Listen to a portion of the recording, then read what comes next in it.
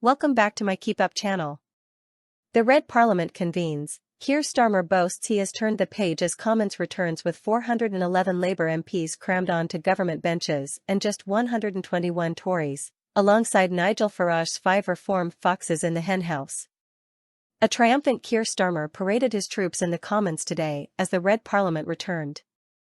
The dramatic change in fortunes has been laid bare in the chamber, with 411 Labour MPs squeezing on to the government benches, while the paltry 121 Tories sit alongside the 72 Lib Dems. Sir Keir was clapped and cheered by his party as he came into the Commons. He paused to have a brief exchange with defeated rival Rishi Sunak, although they did not seem to shake hands. The first job for the new cohort of 643 MPs, minus 7 Sinn Féin who do not take their seats, was to elect a speaker. Incumbent Sir Lindsay Hoyle was returned unopposed, and was dragged to the chair as is traditional by Conservative David Davis and Labour's Cat Smith. In his maiden speech as Premier at the Dispatch Box, Sir Keir said he wanted to turn the page and embark on national renewal. He also praised new Mother of the House, Diane Abbott, even though he initially tried to block her from being a candidate. Mr. Sunak responded by congratulating his opponent, saying there was respect despite the bad-tempered clashes during the campaign. He also again apologized to Tories who lost their constituencies, promising that the party would rebuild and be a professional opposition. Nigel Farage has also announced his arrival at Westminster with his 4 reform colleagues, describing themselves as foxes in the henhouse. Speaking from the back row, having apparently been separated from Lee Anderson and Richard Tice who were both standing up, Mr. Farage backed Sir Lindsay but hit out at his predecessor John Bercow for trying to block Brexit. MPs will now be formally sworn in over the coming days ahead of Parliament's state opening on Wednesday, July 17. They will promise to be faithful and bear true allegiance to His Majesty King Charles, his heirs and successors, according to law.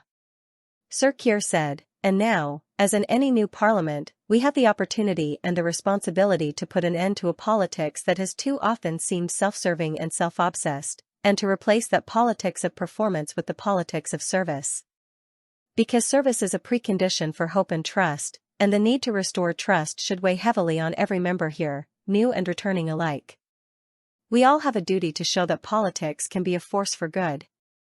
So whatever our political differences, it's not time to turn the page, unite in a common endeavour of national renewal and make this parliament a parliament of service." Mr. Sunak said he wanted to start by congratulating the Prime Minister on his election victory, and as he takes on his formidable task, he and his family deserve the good wishes of all of us in this House. "In our politics, we can argue vigorously, as the Prime Minister and I did over the past 6 weeks, but still respect each other, and whatever disputes we have in this Parliament, I know that everyone in this House will not lose sight of the fact that we are all motivated by our desire to serve our constituents, our country, and advance the principles that we honourably believe in," he said. Mr. Sunak described being an MP as the greatest honour, privilege and responsibility, and added, "One of the great aspects of our system is no matter how high you rise, you still have that constituency which keeps you grounded." When his turn came, Mr. Farage said his party were the new kids on the block. "We have no experience in this parliament whatsoever, even though some of us have tried many times over the years previously," the reform leader said. Eliciting groans from the government benches, Mr. Farage compared Sir Lindsay to his predecessor John Bercow. He said, "We absolutely endorse Sir Lindsay entirely for this job. And it is, I must say, in marked contrast to the little man that was there before you and besmirched the office so dreadfully in doing his best to overturn the biggest democratic result in the history of the country. We support you, sir, fully." Sinn Féin, which won 7 seats across Northern Ireland, including 2 in Belfast, have a long-standing policy of abstentionism, so do not take their seats in Westminster. Before they elected the Speaker, Black Rod Sarah Clarke summoned MPs to the House of Lords. She crossed through Central Lobby to fetch Father of the House Sir Edward Lee, and walk him to the Lords, where a royal commission was read directing MPs to choose their Speaker. Sir Edward is the longest continuously serving MP, having had a seat in the Commons since 1983, the year when Margaret Thatcher won a 144-seat majority and when Jeremy Corbyn, Tony Blair and Gordon Brown first became MPs. Sir Lindsay put himself forward as Speaker, having served in the role since 2019 and contested the Chorley, Lancashire, without a party affiliation. He was dragged to the chair in a nod to the once perilous nature of the role, with 7 speakers having been executed between 1394 and 1535, according to Parliament records.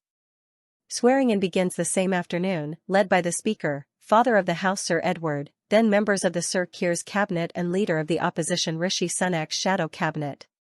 Lawmaking and debates in the House of Commons remain on hold until after the formal state opening of Parliament, where the King will lay out the government's legislative agenda from the sovereign's throne in the House of Lords.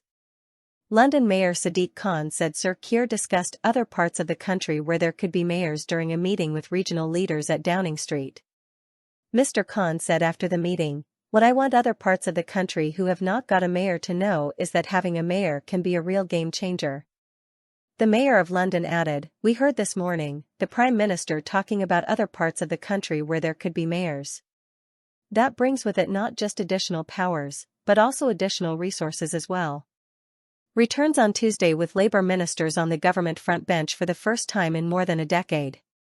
Source: dailymail.co.uk. Please like, share, and subscribe. Thank you for watching.